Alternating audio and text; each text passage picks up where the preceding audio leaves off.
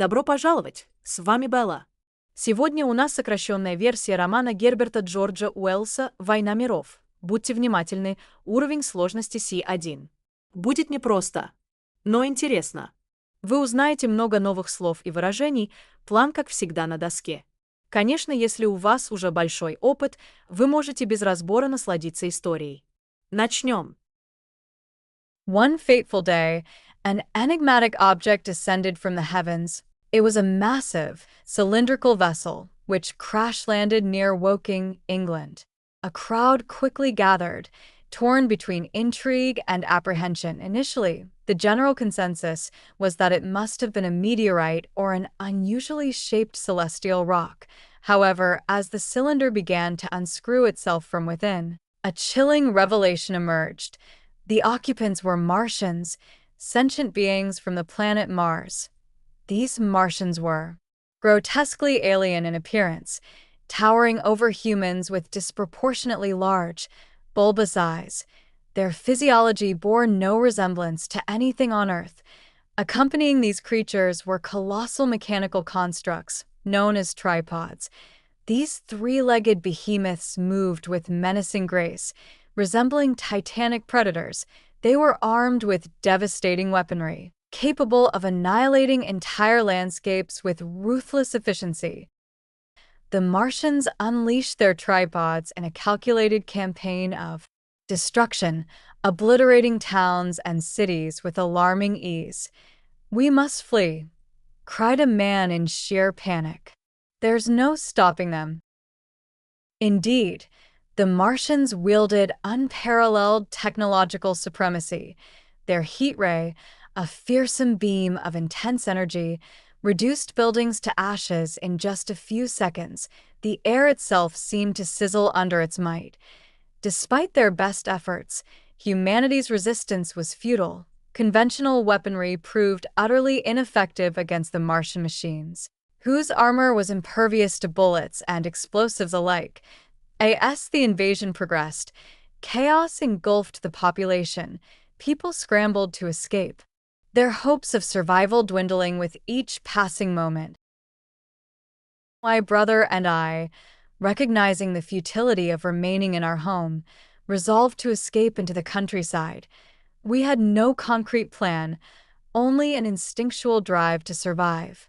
"We must find refuge," I urged. "Staying here is no longer an option." As we fled, the devastation wrought by the Martians became increasingly evident. Entire villages lay in ruins, and the lifeless bodies of those who couldn't escape littered the roads. Along our journey, we encountered other survivors. Some clung to the faint hope of mounting a resistance, while others were paralyzed by despair. One particularly resolute man insisted that humanity could still triumph. "There must be a way to defeat them," he declared with unwavering conviction. "We cannot lose faith in ourselves." Yet, as I witnessed the Martians' overwhelming dominance, my optimism eroded. "We are utterly powerless against them," I confessed. "Their strength far surpasses our own."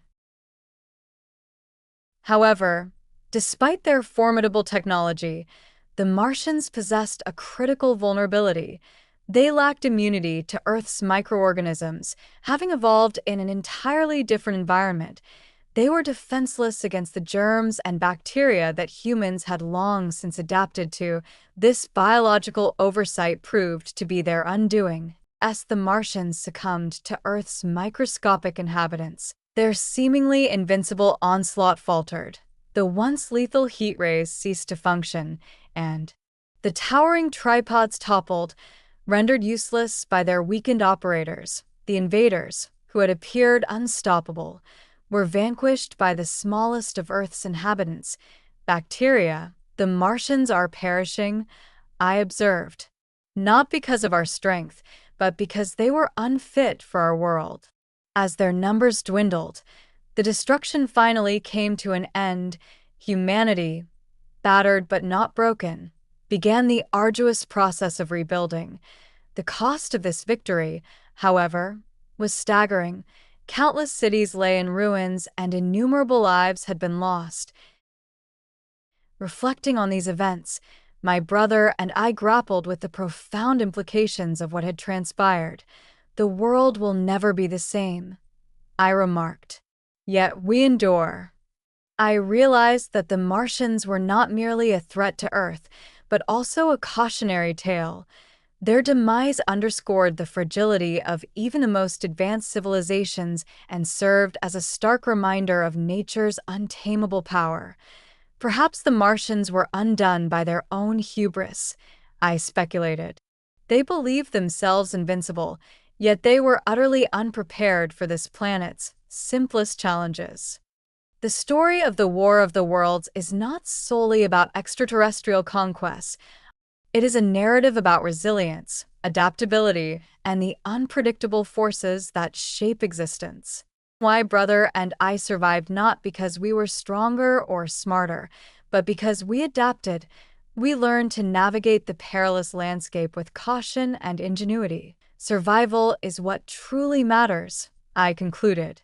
We endured, we persevered, and in the end, we overcame. This tale offers a timeless lesson.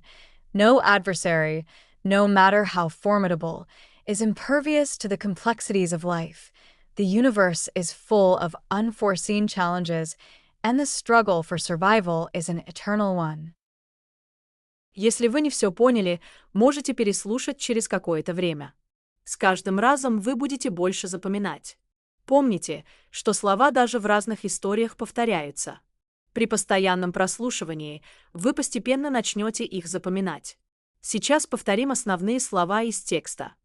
Fateful, enigmatic, descended, apprehension, consensus, physiology, accompanying, behemoths, menacing, annihilating, ruthless, unparalleled, impervious, futile, instinctual, refuge, devastation, resilient, hubris, speculated, undone, persevered, adversary, impervious. Спасибо, что были с нами. Не забывайте подписываться, чтобы не пропустить следующие увлекательные истории. Всем хорошего дня!